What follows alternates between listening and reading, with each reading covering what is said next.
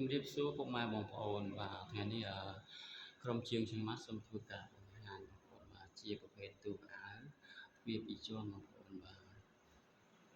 ទូនេះផងដែរជាប្រភេទឈើសង្គ្រោះបងប្អូនបាទមិនឆ្នាំរួចរាល់ជនទៅជនហើយបងប្អូននៅខាងឃុំផ្អាវស្រុកបាធាខេត្តកំពង់ចាមបងប្អូនបាទសាច់ឆ្នាំរលោងបាទមើលក្នុងកាមេរ៉ាឃើញរលោងស្អាតបាទកែវាស្អាតដែរបងប្អូនបាទ